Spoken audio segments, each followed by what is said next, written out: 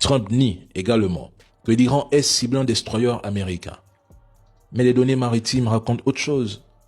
Pourquoi ces destroyers ont-ils fait demi-tour? Qu'essayait-il d'éviter?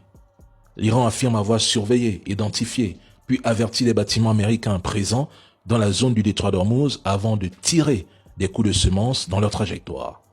Selon Téhéran, les destroyers américains avaient éteint leur radar dans la mer d'Oman afin de s'approcher discrètement du détroit. Mais dès leur réactivation, ils ont été immédiatement confrontés à un avertissement radio de la marine iranienne. Face au refus des navires américains de se retirer après le premier avertissement, la marine iranienne affirme avoir procédé à des tirs de semences avec missiles de croisière, roquettes et drones de combat autour des bâtiments hostiles. Depuis que Donald Trump a lancé son projet Liberté pour soi-disant libérer le détroit d'Ormuz, plusieurs pays européens, dont la France, refusent de participer à cette opération vouée à l'échec. Un navire sud-coréen a été pris pour cible par la marine iranienne. Un seul pétrolier a réussi à traverser le détroit et y transporter du pétrole iranien. Pendant ce temps, le trafic commercial est quasiment paralysé et une incertitude totale plane désormais sur cette route maritime vitale. Les données de navigation de l'indice Submarine Tracker montrent que le passage des navires reste à un niveau extrêmement faible. L'Iran a même élargi son blocus en redéfinissant sa zone de contrôle. Désormais, les États du Golfe ne peuvent pratiquement plus exporter leur pétrole sans coordination directe avec les forces iraniennes.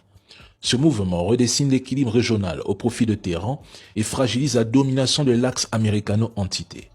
Malgré les discours triomphants de Trump, personne ne veut prendre le risque de forcer le passage ou d'affronter une marine iranienne qui prétendait pourtant détruite. Les Iraniens sont les maîtres du détroit d'Ormuz.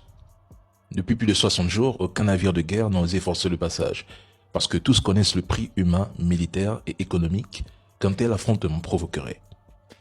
Le plus ironique dans cette histoire, c'est qu'avant cette guerre voulue par Trump et son proxy régional, le détroit était totalement libre.